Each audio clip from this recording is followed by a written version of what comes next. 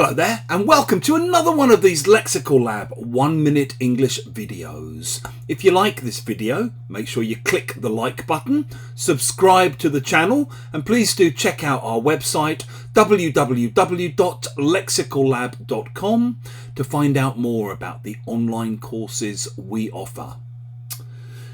Here in my hand I have a jar of a popular spread here in the UK called, as you can see, Marmite. It's basically a kind of thick, black, sticky spread that you can spread on toast. And it's made from yeast, and it's a very divisive kind of substance. You generally don't meet many people who think it's okay, it's all right. Most people either love it, like me, or loathe it, like everyone else in my family, despite my best efforts to persuade them that it is God's own chosen sandwich spread.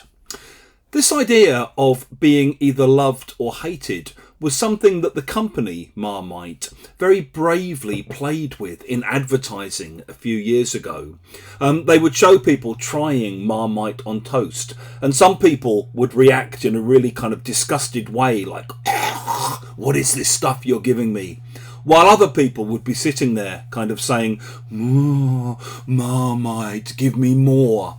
And the phrase that they adopted was Marmite, you either love it or you hate it.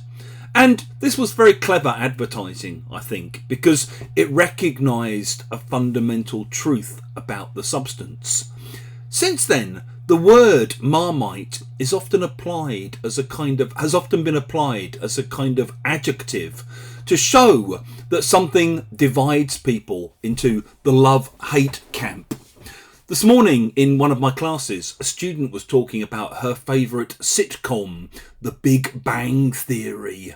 It's basically set in Pasadena, California, and it revolves around the lives of these socially awkward people. My student is really big on this series. She loves it. Personally, I've tried to watch it. I managed 1.5 episodes, and it really did absolutely nothing for me. As I commented in the class, it's a bit of a Marmite series. Either you love it or you hate it. You also hear things like, he's something of a Marmite presenter, or something of a Marmite player, or something of a Marmite figure. You either love him or you loathe him. In the same way, you might hear a film described as being cinematic Marmite. It splits audiences in half. Half of them love the film, half of them hate it.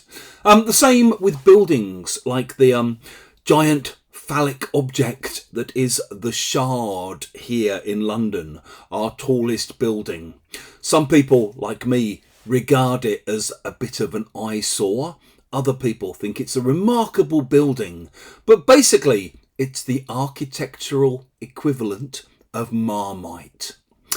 If you've enjoyed this video, please do share it with your friends, your students, your colleagues, and in the comment section below, we'd love to see examples of how you might use Marmite in this kind of new way.